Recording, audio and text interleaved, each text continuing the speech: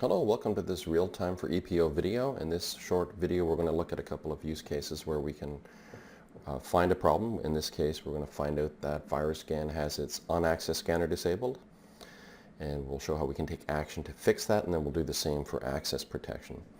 So you're looking at my real-time for ePO 5.0 system, and you're looking at the series of questions here, but what I'm going to do is jump over to my endpoint to show that in fact VirusScan has been disabled.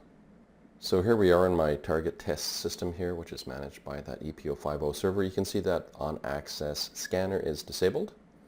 So we'll go back to real-time for ePO and we'll ask it to take action. First we'll find that is the fact. We'll do a question and find this, discover this fact, and then we'll take action to fix it. So the question we would actually run is pretty clear actually. You can see there's one down here that's called VirusScan on-access scan disabled. So if I go to the right hand side, I can click on the ask question, ask button here, and real-time starts to initiate the question. It submits it, and it's actually going out to all 250 odd systems on my network here. And you can see that this is in real time. I haven't actually edited this video down to truncate time. This was actually how it behaved in real time. And you can see that, not surprisingly, we have one system showing VirusScan on access disabled, which obviously is my test system.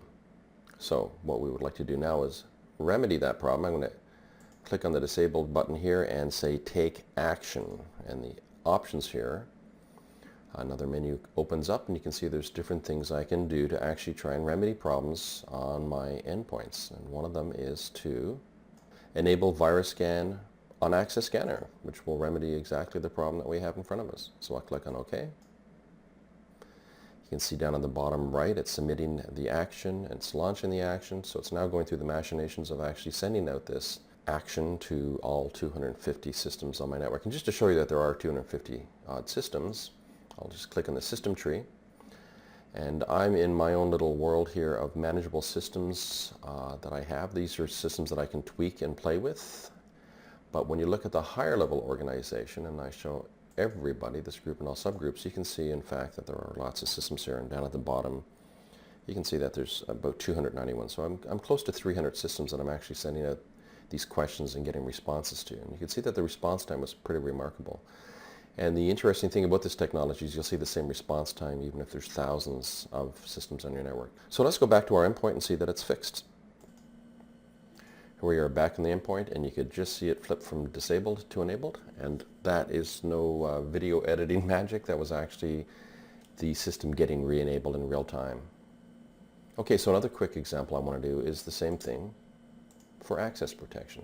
You never want to have access protection disabled, and from time to time that can happen. Who knows why? Maybe you have administrator rights on the endpoints. Maybe a rootkit has managed to hook into a system and it's disabled access protection, but whatever the reason, you certainly don't want access protection disabled. So let's see how we can quickly discover and fix that problem with ePO. Alright, so back on my real-time for ePO queries, I can actually do a query on the, in this case it's going to be fixable issues. I just want to see issues that can be fixed. As it turns out, you'll see the access protection part of the fixable issues. So I click on the ask button. You can see that it's running the question, waiting for the results. It's running out against all of those 290 plus systems that we saw on the network earlier. And there we get the results coming back. And you can see again, of course, there's one system that has it disabled. It's also considered unhealthy, but what I will do is same as before for on access. In this case, I'm going to click on the VirusScan Enterprise Access Protection is disabled and take action. And just like before, we'll see that one of the remedies here is to enable VirusScan access protection, which is really fantastic. So I can just quickly identify that there's a problem and then remedy the problem right away. So again, I've submitted the action. It's now launching, and if we go back, we can see it fix it in real time. It's disabled right now, and it's re-enabled. Again, no magic with the video editing there. That's how quickly it occurred. And it's sending this information out to all 290 systems, and it's just the one, of course, that's disabled that gets fixed. So that's a couple of great little use cases. I hope you enjoyed this video, and we'll talk to you again soon about some other features and use cases for real-time for ePO.